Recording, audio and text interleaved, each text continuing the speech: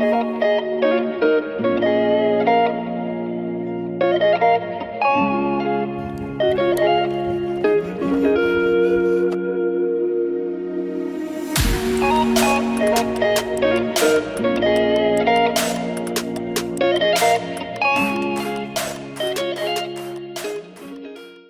morning. I'm gonna go get the chickens opened up. Alright. Coffee will be ready when you get back. Yeah.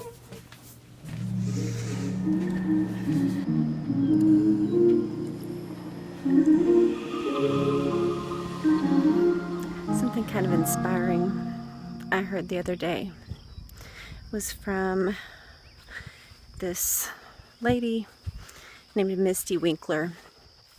She said that if you have a task that you tend to put off or don't enjoy like you should, consider renaming it, because if you rename it with something that you want to do, then you might be more apt to do it. And she gave the example of like folding laundry and like appointing it as a time in your day when you're going to listen to podcasts or whatever. You're going to watch videos or something like that. So for me, this time has become a time when I can come out quietly and notice God's creation and pray. One of the things that's happened since having children, and especially I would say older children, because younger children, and I hesitate to say this because I don't want to discourage moms that have only little kids, but when you have little kids, you still have your own headspace, and you still get to think about what you want to think about, and you still get to do what you want to do.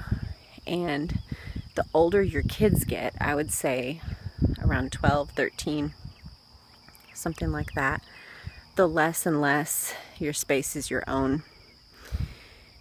And so, or your headspace is your own. And you end up thinking about their plans or their questions, or listening to their ideas in your free time, or they come in during the time when you normally would be able to work on the thing that you like to do, and they take up your time. And it's a willing gift, but it is something that is different and takes getting used to. And so the other thing that it has impacted for me is my prayer life, that I'm less apt. And I know the whole Susanna Wesley, like the story about her having 1 million children or however many she had, and she just threw her apron over her head and talked to God out loud. And for some reason I can't do that. I don't know, maybe I need to get over it, but for me, when I sit to pray, I used to, in college, I used to go on drives and drive out to this place on a lake and just be able to talk to God and sit at the edge of the lake and talk to God. And I still, when I go for long drives by myself or something like that, I would get to pray. But this has become kind of a marked time for me of just going out to let out the chickens and observing God's creation and letting them play while I pray and just actively notice God's work in my life and in my world. So I've taken up enough time talking to you this morning. That's what I'm going to do. But I just share that not to be spiritual, because I was not praying very much. My prayer life had suffered. But having this time as a little point in the day when no one's really around and I can do it has made a marked difference. So now this isn't open up the chickens. This is prayer time. You kind of see me. Good morning. Good morning,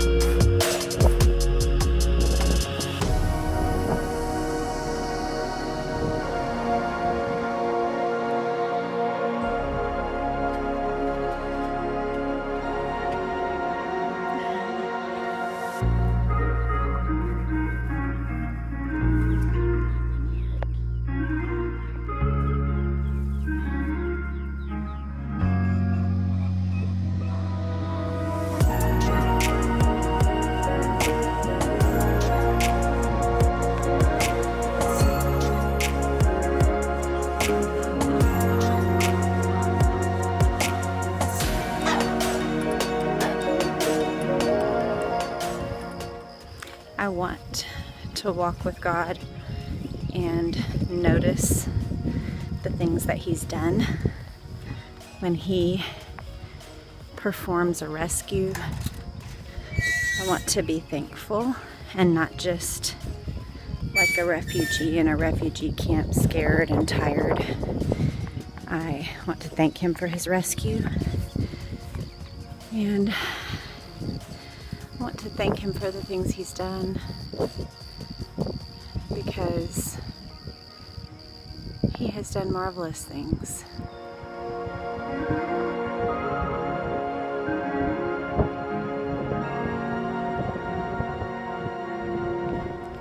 While I was out there, Doug messaged me and said that if I could bring back 5 eggs, he would make pancakes for breakfast this morning. It's the last Sunday morning before his camp season is going to start getting busy. And so, you know, I went into the egg box and I found one blue egg, actually. Very pretty little egg. Light blue with white speckles. But that's not enough for pancakes.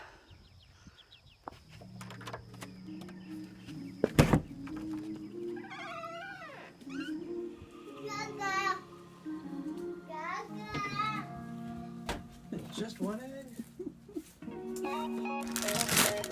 Let's grab these and bring them. Bring it with me. Let's go over here and put them in the cabinet.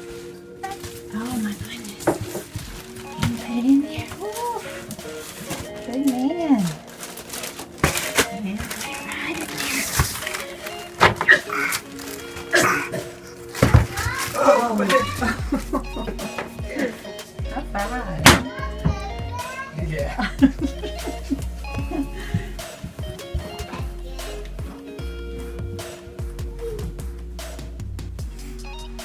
Good morning, fisher.